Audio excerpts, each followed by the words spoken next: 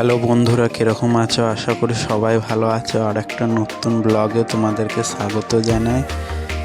দেখো, ভাগ্নে সন্ধেবেলা শুয়ে পড়েছে। সারাদিন আমার সঙ্গে ঘুরেছে, মামাকে সারাদিন নিজেদের গ্রাম ঘুরিয়েছে, সন্ধে পর্যন্ত ঘুরেছি।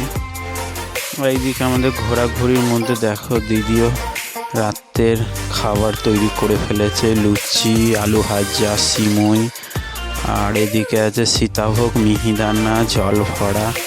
দিদি কত সুন্দর সাজিয়েছে, দেখে কত সুন্দর লাগছে আমাকে। আমার তো দেখেই মন ভরে যাচ্ছে, খাবো কি। বেশ কত সুন্দর থালার মধ্যে দিদি লুচি সাজিয়ে দিয়েছে আমার জন্য, নিজেরা নিয়েছে, আমাকে দিয়েছে। এবার তো খেতে ইচ্ছে করছে, খুব সুন্দর লাগছে। এবার খেতে বসেছি। দেখো আমি, দিদি, ভাগনা তো শুয়ে পড়েছে, জামাইবু আসবে রাত করে, সে তখন খাবে।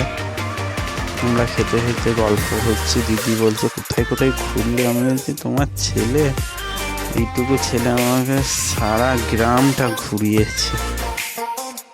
তারপরে গল্প করতে করতেই খাচ্ছি, খাওয়া হলো।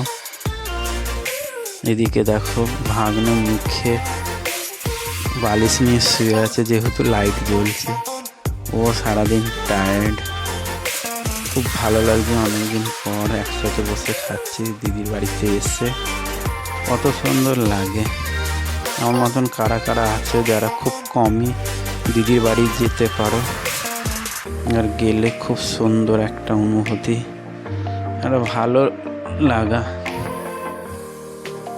ওই আর কি, ভাই বোনের মধ্যে ওই ভালোবাসা, মিল, সম্পর্ক যাই বলুন না কেন, সেই স্মৃতি, ছোটোবেলার স্মৃতি।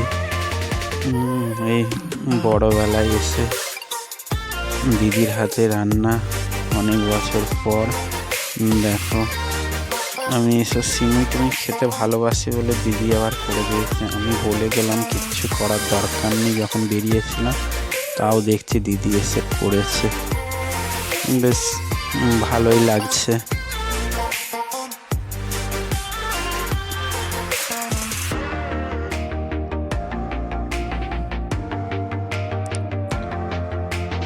ঠিক আছে বন্ধুরা, আমরা রাতের খাবার সারছি।